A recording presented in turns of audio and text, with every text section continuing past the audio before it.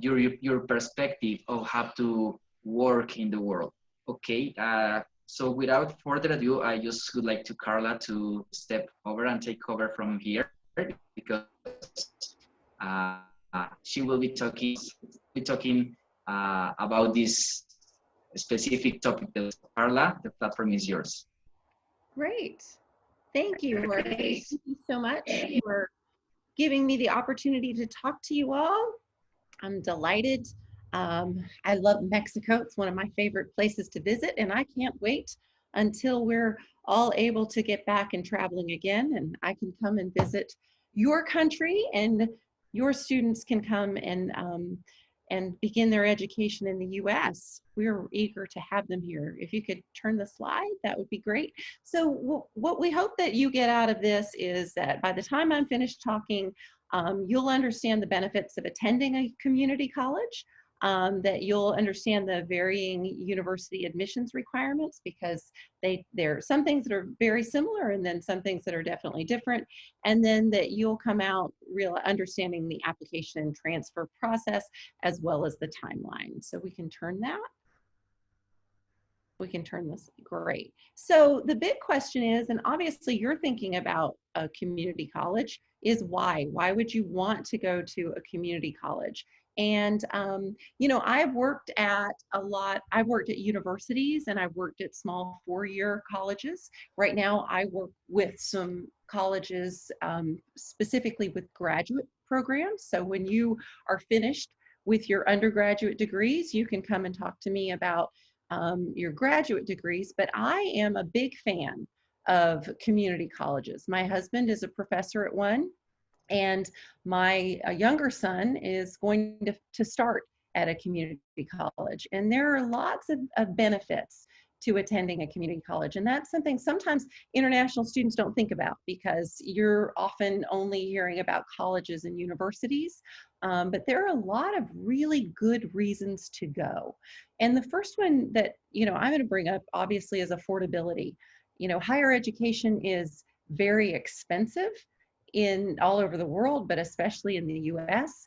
And if you choose to start your first 2 years at a community college, you and your family are generally going to spend a lot less money, but you're not going to get less of an education, which I think is really important to know. So you're going to spend about 30 to 70%. You're going to save about 30 to 70%, depending upon the community college that you choose. So that's huge. The other thing that you might want to think about is accessibility. Most community colleges are not going to look at your GPA. So if you're a high achieving student, you might think, well, gosh, I want them to look at my GPA. But if you've had, you know, a couple of rough patches or a few times where, you know, you've had some challenges, that can be a benefit. But the big thing to remember is, even though they are not looking at that, you really are not getting less of an education. And sometimes that's something that's hard for parents and students to understand. Generally, they're going to look for your diploma. And then for international students, obviously, they're going to look for English proficiency. And then the standard of that might be a little more lenient too. And so that might be appealing to you also. So we'll change the slide there.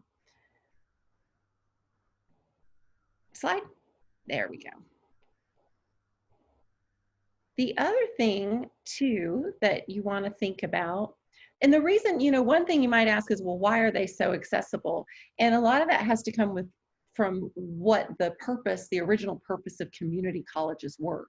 And community colleges were originally designed to be available to the communities in the United States, to their individual communities. And so they were meant to be able to be accessible. So for international students, you know, that's not something that you necessarily want to look down upon and think of as a bad thing. They were just meant so that the people in the smaller communities would be able to have a college that they could go to. So it's really kind of a cool concept. So when we talk about the education being equivalent, let's start first of all with the classes that you take. So you may already know this, the first 2 years of your US bachelor's degree, your undergraduate degree, for the most part is the same, whether you go to a community college or a university. So you're gonna have to take certain classes everywhere you go. So the cool thing is if you go to a community college, you're going to be able to take those classes and you're going to take them usually in smaller class sizes.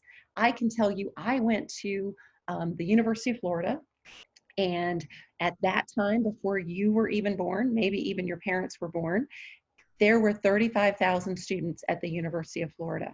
When I took those initial classes that I'm talking about, the classes that I attended, like my first year English, my first year science, sometimes there were 300 to 400 students in those classes. So you can imagine the professor certainly didn't know who I was and probably didn't care. But where my husband teaches at a community college, there are usually no more than 25 students in that class. So now you can see that, of course, he knows who all his students are. He knows their story, he knows their situation, and of course, he cares about them because he knows them. So that's an advantage to any student. But putting yourself in the position as an international student, that's an even bigger advantage. You want that. You want that individual attention. The other thing that you want to take into consideration is at most universities, professors need to do research. So their primary focus is research, and then they have to teach some classes. At a community college, their primary focus is teaching. So you are the most important thing that is happening in their career, not the research. So that's important too. All right. Next. What is next? Let's see.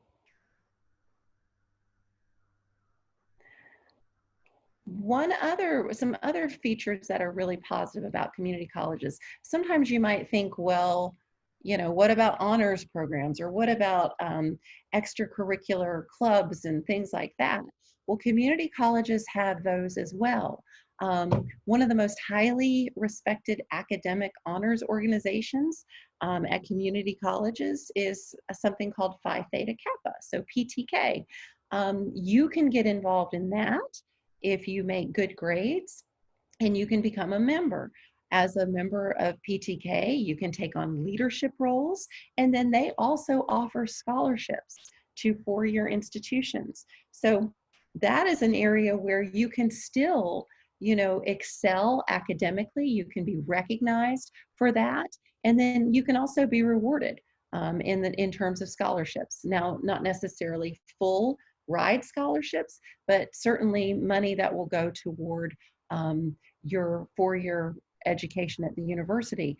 The other thing too that you need to know is those scholarships are awarded to international students as well. So a lot of times when you're looking at scholarships in the US, sometimes they only go to US students, but PTK is happy to give scholarships to international students. They're very proud of that.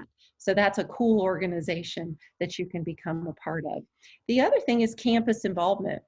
Community colleges have a lot of clubs and organizations. And again, because they're smaller, that's a great way for you to become a leader, and then also to really get to know your community and to make friends. So also a lot like PTK, these organizations are going to offer leadership roles, and then even possibly scholarship opportunities. So those are things to keep in mind, and you can see the benefits of that.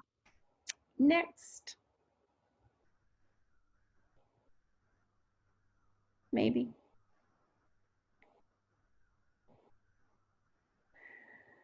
So the other thing that you want to consider when you're looking at community colleges is articulation agreements. So that is simply an agreement that community colleges have with other four-year universities that make sure that you have a seamless transfer from one institution to another. That means that all of your credits are going to be accepted toward your university degree. And in most instances, it means that you are automatically accepted. So I'm going to use Florida, which is where I'm from, as an example. My son, like I said, is going to finish at the community college. He started while he was in high school. So he's going to finish at the community college.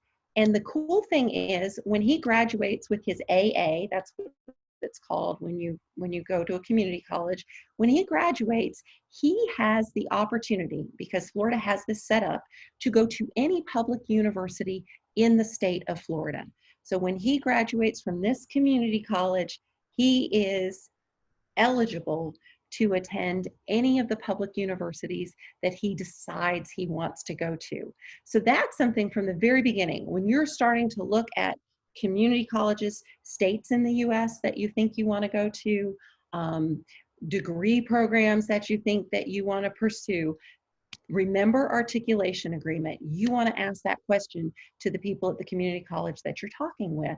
What universities do you have articulation agreements with? Tell me about them, because that's a fantastic opportunity. So for my son, he doesn't have to go through that stress of, oh my gosh, am I going to get accepted to, University of Florida or Florida State University? He knows as long as he graduates with his AA degree, when he applies, he will get accepted. That it's going to be the same for you as an international student if you choose a community college that has those articulation agreements. So probably if you don't remember anything else, remember that, because that's going to really help you out.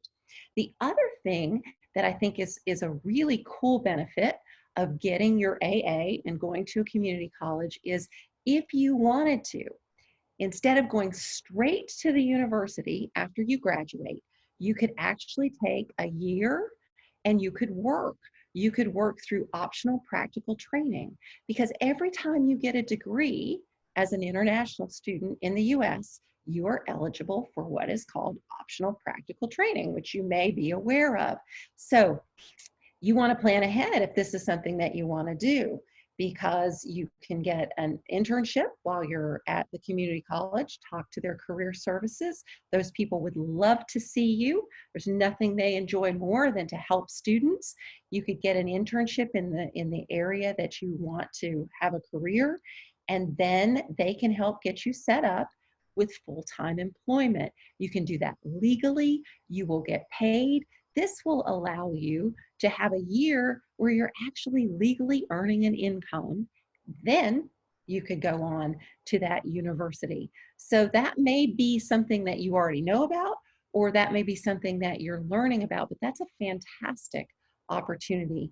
And you can only get that if you go to a community college, graduate with your AA, and then you have that time that you could work. So that's a cool advantage as well. Next. So, while you may have just been wondering about community colleges and they might not have been your first consideration, you can hopefully already see that there are a lot of advantages to attending a community college. It's much more affordable usually. There are lots of leadership and club opportunities. You know that you're going to get the same quality of education that you would if you went to a four-year university from the beginning. And then, of course, you have that chance to more easily transfer to a university if there's an articulation agreement. And then you can do OPT if that's something that you wanted to do, legally work for a year. Next, we're going to talk about transfer, which is a pretty simple process. Next. So with the transfer, which I've kind of already brought up with that articulation agreement, with most things, we would say, begin with the end in mind, right? So choose a college, like I mentioned before, that has an articulation agreement with a university or universities that you think you want to attend. So that's going to be very important. And, obviously, you're going to think about location, you're going to think about size. One thing that I mentioned to you is class size. Now, the community college where my husband teaches is very small, and they have very small classes. you will find that there are some community college and community college systems in the US that are almost the size of small universities. So there is a chance then that you could be in that situation where you do have very large classes. So that is something too that you want to be very aware of. So when you're doing your research, look at location, look at the places that you ultimately want to attend for your university degree. And then if size, as I mentioned before, and that individual attention is really important to you, certainly make sure that you look at that as well, always starting with the end in mind. Then when you get there, before you ever select your first classes, meet with your academic counselor. They may call it your academic advisor. That's the best thing that you can do because they'll help you plan your academic career and make sure that you're right on track and you take the right classes for you. And I will tell you, those people would love to help you. They love to see students and they especially love to help students. So make sure you meet with them. Next.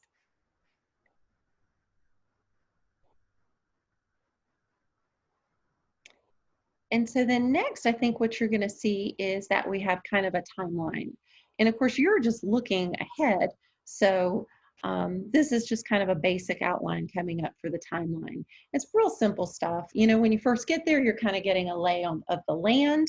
You're going to meet with your advisor and you're going to look at those universities that you've thought about attending. If you haven't already figured out the whole situation with articulation agreements, then you're going to maybe find out more about transfer policies.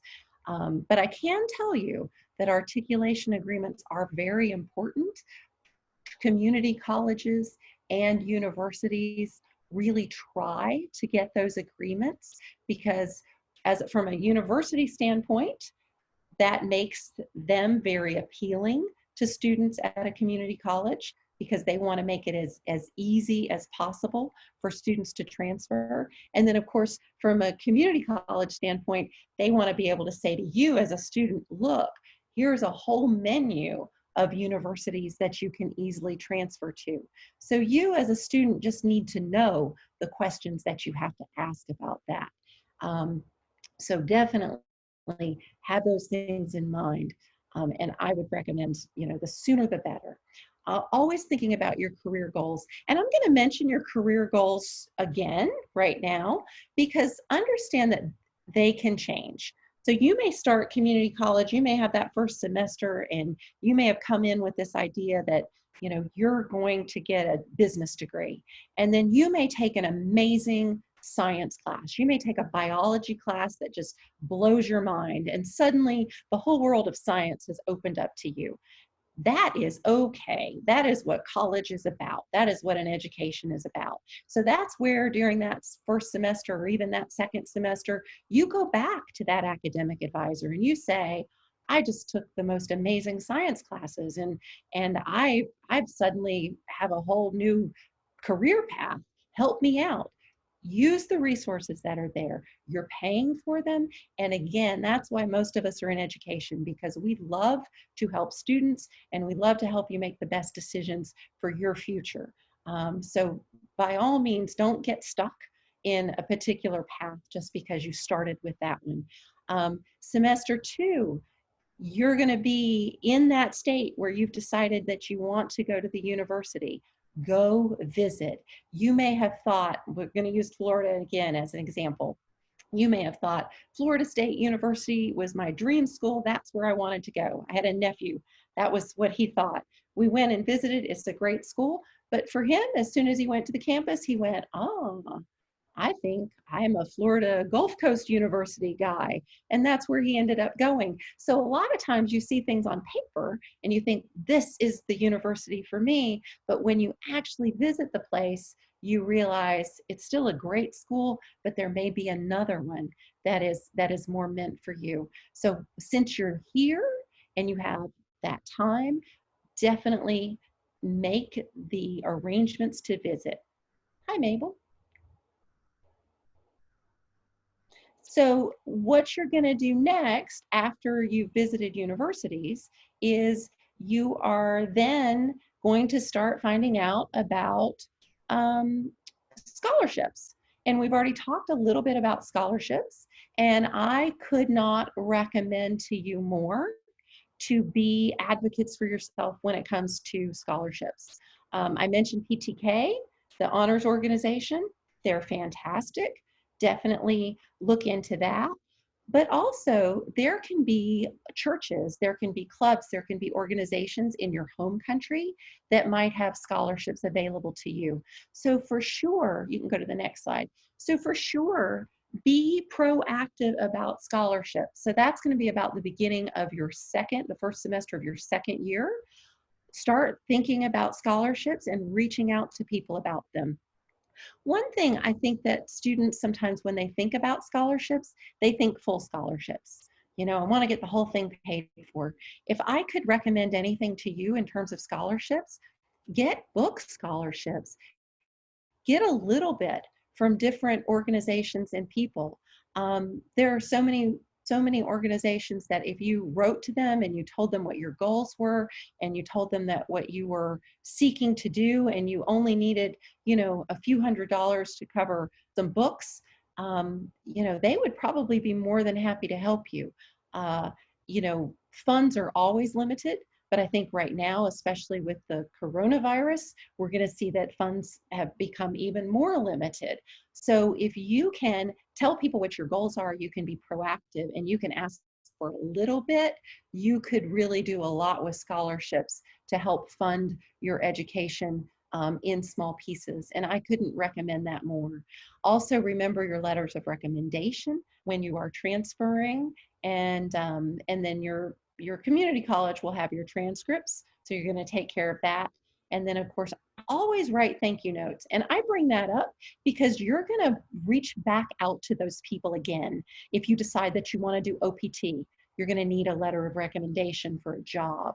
Or if you decide that you want to go to graduate school, you may be reaching out to some of those same people, maybe not. But you always want to make sure that you stay in touch. You write your thank you notes, you keep in touch with these people because they love supporting you. And then you also want to be able to comfortably come back to them if you need to ask them for more help. And then lastly, that last semester, that's when you'll submit any applications for either scholarships or your transfer, and you'll be ready to go. So that's kind of the basics there. And you can see that it's a pretty simple process. Next.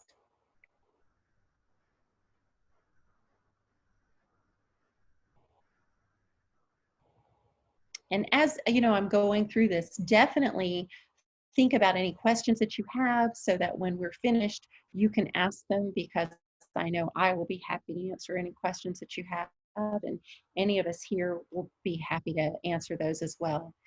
You know, I mentioned that it's simple. I talked a lot about Florida. The transfer requirements will vary among different states and institutions, but the cool thing is you get on Google and you're going to easily find resources. The other thing too is your community college is going to be a great resource to you as well. Your counselors are going to have contacts at universities and they're going to be able to help you. But what you will see is there are fantastic resources to help you successfully transfer. California has everything you need right there on a website. Florida has a virtual campus, and they'll even tell you everything you need to know about the courses you take and where they transfer. New York State, almost half of the students in New York State start at a community college and then go on to a university. The university system in New York is SUNY, the State University of New York, and so that there's a lot of transferring going on there. And Pennsylvania also offers a detailed resources. Washington State, you may have heard of them, their community college system. They have an outstanding community college system, especially in Seattle, and they are very connected to the universities in Washington State. So you'll see across the United States that the community college system is very robust and they're very connected to the universities within their states. So you will have a lot of support online as well as at your community college. Next.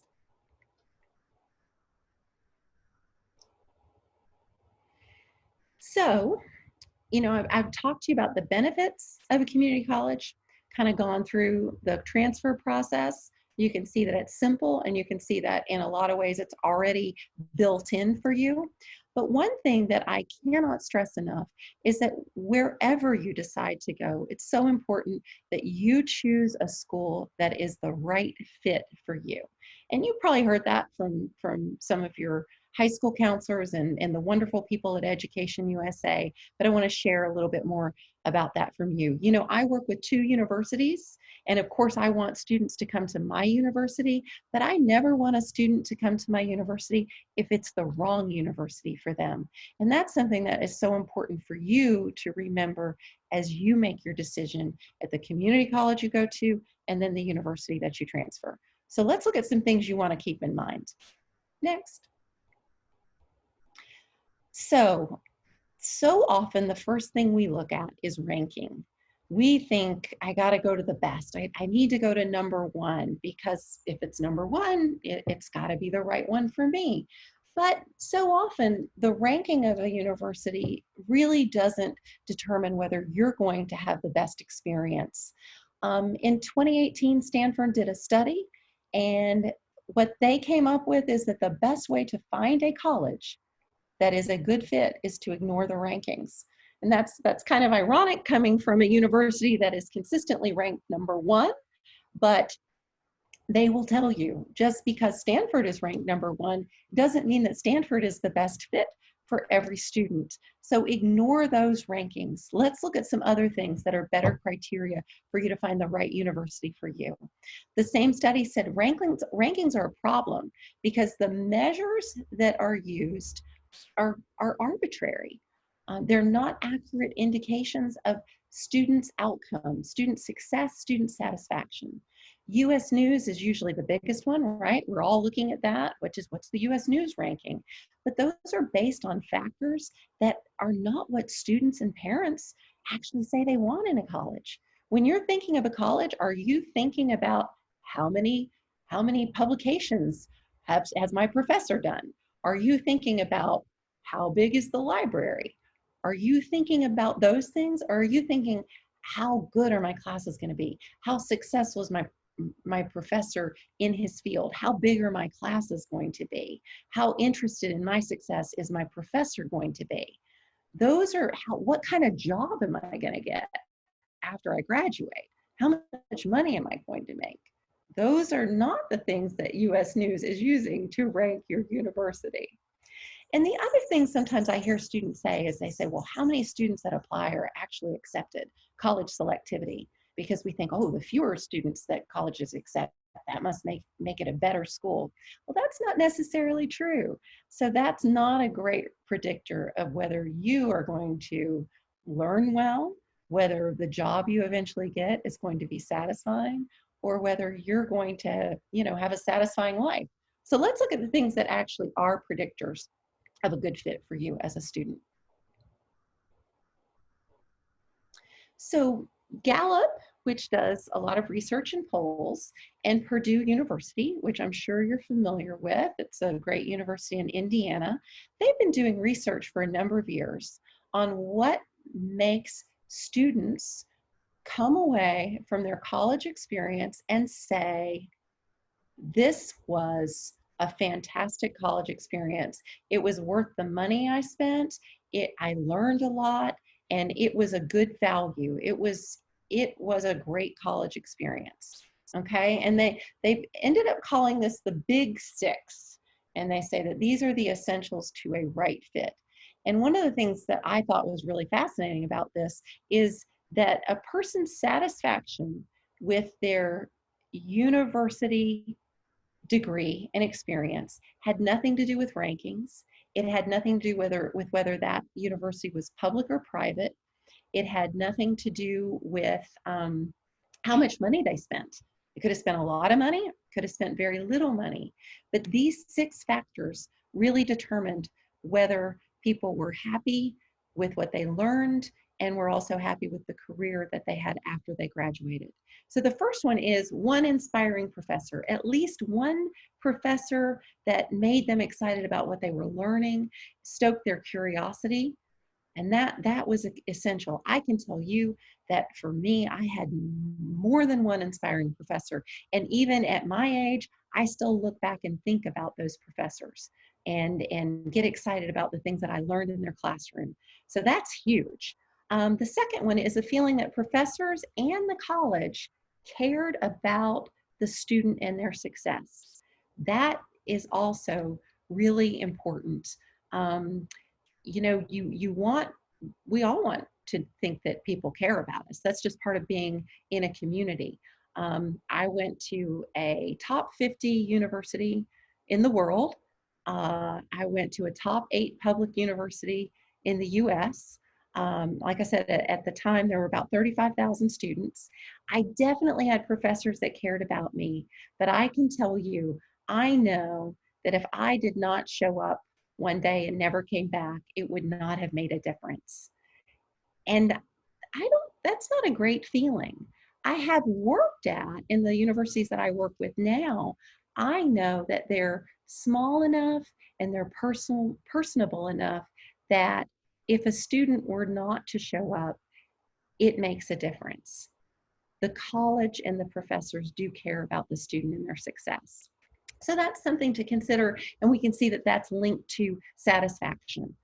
Having an encouraging mentor, someone who is going to help you as a student along your path, because that's something we need. That's something we all need at different times in our lives.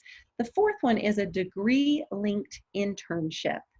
That is very valuable because obviously, yes, you're going for your education, but what is your degree taking you towards? It's taking you toward a meaningful career.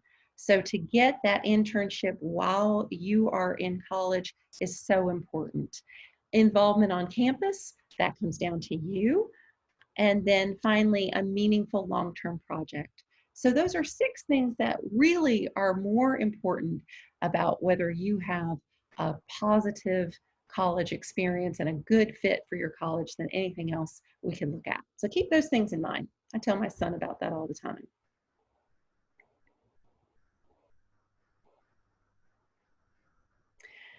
So hopefully you have seen the advantages of attending a community college.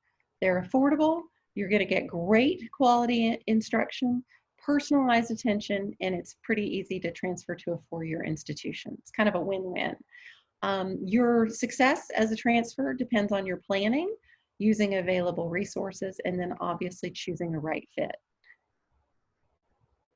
I'm going to talk to you very briefly about the universities that I work with. Now, right now, we are not going to be on your radar, but when you graduate with your bachelor's degree, I would ask you to keep us in mind. We do graduate programs, and the schools that I work with, the first one is Ottawa University. We are a private nonprofit university in Kansas, and we offer EMBA degrees. So EMBA degrees, executive MBA degrees. And one of the things that I mentioned when I was talking about right fit universities had to do with that career-linked internship. And one of the things that's pretty neat about what we do at Ottawa University is that all of our students in our graduate programs are participating in a professional paid internship for the entire time that they're pursuing their degree. So that's a really unique thing that we offer, and we do that through something called cooperative education. Ottawa has been around for over 100 years, and one of the things that I think is one of the most unique things about Ottawa, and I'll keep it brief, but I love this story, is that Ottawa was founded in 1865 through an arrangement with the Ottawa Indian tribe. So most people think that of Ottawa, the Ottawa in Kansas, in Canada, but we're actually the original Ottawa, and we started by getting some land from the Native American Ottawans, and they gave us land so we could start our university. You can change the slide. And what we did in exchange for that land was we promised that every single member of the Ottawa tribe could get their education for free.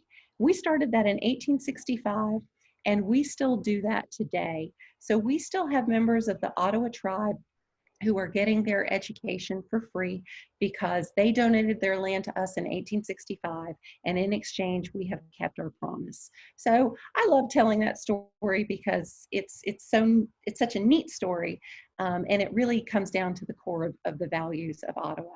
So when you're looking to your future and you're thinking about a graduate degree, we offer MBAs in some STEM fields, information technology and business data analytics. We also offer MBAs in healthcare management, and we do it in a really unique format. I also work with another university, also at the graduate level, and that's Harrisburg University. Every degree at Harrisburg University is STEM focused, and much like Ottawa, all of our graduate degrees are very high demand in very high demand fields. You can change that. So one of the things that I think is really exciting for our students at both Ottawa and Harrisburg is, as I mentioned, all of our students are doing internships while they're getting their degrees.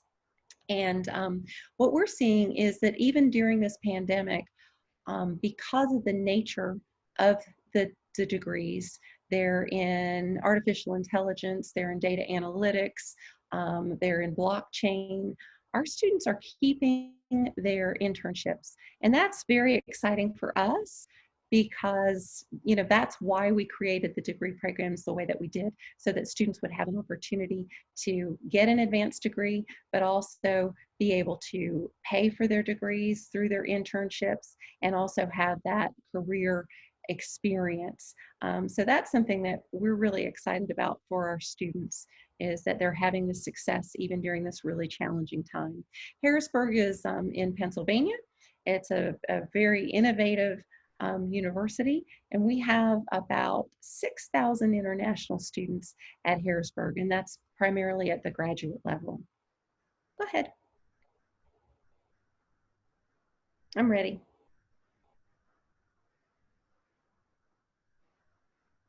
And you can see I mentioned those degrees. We have the master's degrees, and I think the big thing that is really exciting about Harrisburg is that the degrees are all very much at the cutting edge of STEM. And that is truly why our students are having so much success, which is very exciting for all of us. Next. So we have covered quite a bit. Hopefully you have a good understanding of the benefits of community college. Also, right fit, I can't stress that enough. Definitely advocating for yourself in terms of scholarships, just little bits at a time that can help you out. And then I mentioned the universities that I work with. We have some unique programs, but that's obviously down the road for you as you're planning your educational career. Hopefully you understand how important your education is. We would love to have you study with us in the US. And so many schools right now we're studying online, but as things begin to open up, we are excited about welcoming students to the US. If you want to learn more, I've got a little tiny URL. You can reach out to me or my email. And then of course, every university I've ever worked at, and I've worked at quite a few, I always recommend to students to reach out to Education USA. You are doing the right thing. This is one of the best resources that is available to you because they're very knowledgeable, but they are truly going to guide you on the right path in terms of your education. So you're on definitely talking to the right people, and we're excited for you about wherever you decide to go. And all of us are here to help you and happy to do so. Thank you so much for your attention, and please ask questions. Okay, yeah, all the questions should be directed to Mabel. I'm just gonna share, this is Carla's information, her email. So in case you want further information regarding the universities she represents, feel free to contact her, as well as This is our information for the network here in Mexico. Our Facebook, Instagram, Twitter, and oops, that was yeah. Well, this is my information. Excuse me. So yeah, but look for Facebook events, and we, as I mentioned it at the beginning, we have several webinars scheduled for this month. Yeah, so our main intention is to provide information that will help you to have a strategy to apply to universities in the United States. So thank you very much, Carla, for your time, for your willingness to be here with us virtually. I really appreciate all your information and your input, and the topic that you gave us was very interesting. I am sure of that. I think so far we have no questions. Yes, we have questions. Okay, yeah, thank you, Mabel. Yes, sorry to interrupt. We have two questions already. The first one from Sophia: if I want to study bioengineering, how should I choose my community college? That is a good question. Bioengineering. So I might actually start backwards, and start with you guys. I'd be interested in your thoughts too, but I actually, Sophia, I would look at the universities that I wanted to go to. Okay. So the universities that you're interested in bioengineering. So let's have fun. And let's say you want to go to Georgia Tech, or you want to go to the University of Georgia. All right. So start there. You've looked at those and you've said, oh my gosh, those are the best programs. I absolutely want to go there. So you can do a couple of things. Reach out to them, ask them, you know, do you have articulation agreements with community colleges in Georgia? Which ones are they? Okay. They're going to help you. You can ask. One thing to do, universities I've worked with, we have transfer admissions. So you can just ask to talk to transfer admissions, and they can help you. Or just talk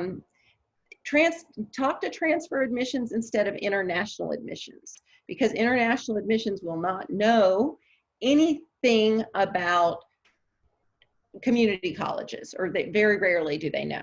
Okay, so that's what I would do, and then they will be able to help you, because they'll be able to say, oh, this is a great school, we have a great relationship with them. And then so I would work backwards personally, and find out what universities I'm interested in have good relationships with the community colleges. That's what I would do, and just start reaching out, start looking at those colleges, those universities that you are interested in, because ultimately you're going to get your degree from the university. So that's the approach I would definitely take. And just remember, most of us want to help you. That's why we do what we do. We get pretty excited about it. So don't be shy, and ask a lot of questions. And if somebody doesn't give you the answer that you want, keep asking. You know, I can't recommend that enough.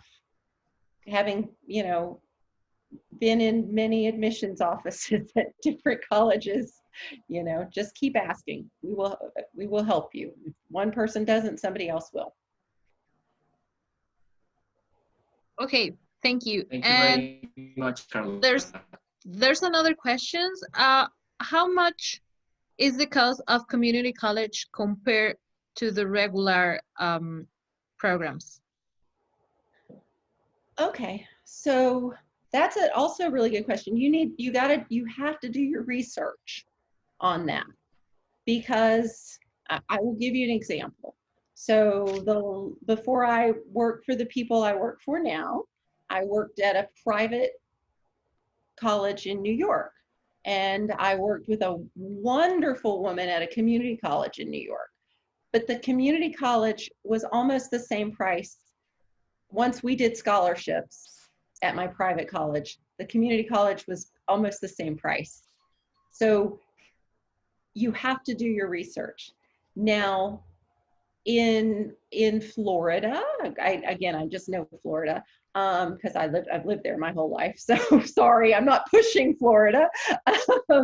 But in Florida, the tuition is generally considered less expensive. So you can look at that, but it will vary. It's going to vary between every state. The good thing for you is that community colleges are usually public. And the one thing we know is that public schools are usually less expensive. The other thing too you have to remember is where do you want to go after you graduate community college? Do you want to go to a public university, or do you want to go to a private school? So when you're making that comparison, right? Because often private schools are more expensive. So then when you're making that comparison, you can go, oh, if I start at the community college, I do 2 years there, and then I go to the private school, often I'm going to end up spending less over the 4-year period, right? So those are all things that you have to take into consideration too. It would be so nice, and even for like as an American parent, I wish I could just go to Google and say, how much will it be to send my kid to school? And just get an answer. But it's very complicated. So you will have to do some research. So I didn't give you a great answer, but it just depends what state you go to, and what you want to do for your university studies. Yeah, probably, Caro, you will also like to reach out Education USA Oaxaca, so both Carla and Jorge can help you with a little bit of information. And we have a couple more questions. One from Anna. Do we need this SAT to transfer? And if not, will you recommend us to do it to apply? So no, you won't need your SAT to transfer, because remember, again, hopefully you're going to find somebody that has an articulation agreement. So it's just going to be easy, smooth. And then the other thing that we know is most community colleges are going to just need they're just going to need your high school diploma in English. So that's a nice thing. The other thing too to keep in mind is more and more colleges and universities in the US are going away from the SAT. Not everybody, but more of us are going away from the SAT because it's not the best indicator of student success. So, obviously some schools, there may be exceptions that might ask for it. But what we're learning more and more is that it's not a good indicator of whether a student is going to be successful or not. Usually grades, a student essay, those things tell us if a student's going to be successful. And again, too, community colleges are usually more open in their acceptance as opposed to a college or a university. But that's a quick email too if you have a particular place you want to go to. Okay, thank you, Carla. Thank you. And the last question, can you please talk more about minors and majors that can be earned within a community college, please?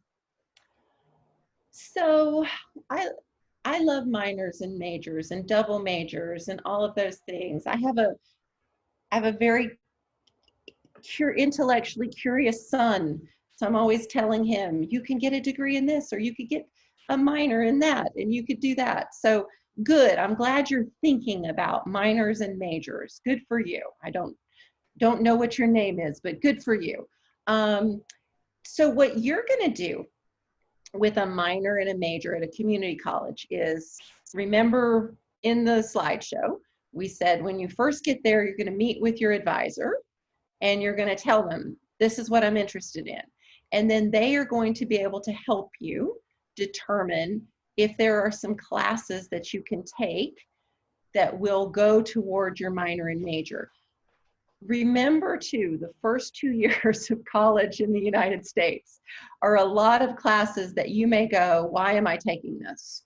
I don't want to be a scientist. I want to, I want to be a musician. So why do I have to take these 3 science classes? So sometimes you're going to have to take classes that you didn't want to ever take again after high school. But because of the way that college in the US is designed, there will be some classes that you have to take. Those are called kind of general education classes. But yeah, you can, when you get a degree, you can do a minor and a major. A lot of that is going to be a focus when you're at the university. You can also double major too. Sometimes that will require that you go a little bit longer, but I'm a big fan of the more you know, the better off you are. So good for you. Those are great questions. Okay, and that was the last question. Good. I'm not sure, Jorge, if you want to say anything else. Otherwise, No, I think we can wrap up. Thank you very much, Carla, again for your time and for sharing with us all this information. I know if our students, I'm just gonna go back onto your information slide. Okay, so students can, even if they wanna take if you guys want to take a screenshot of this, so you can have Carla's email, feel free to contact her, and she will also give you a wider perspective of this college information as well as us. Okay, so thank you very much for joining us today. The recording, we are recording, sorry? I just said thank you, sorry. Oh, no, it's okay. We are recording this webinar, so in case you wanna take a look at it one more time, just ask us on our emails and we can share it with you as well. And Carla, thank you again. Thank you very much for this. And thank you guys for being here with us today. Have a great afternoon all. All right. Thank you so much. Thanks, Jorge. Thank you, Carla. Thank you. Thank you. I really appreciate all your input and your willingness to do this. Anytime. You guys are awesome. Take care. Take care. Alrighty. Bye-bye. Bye-bye.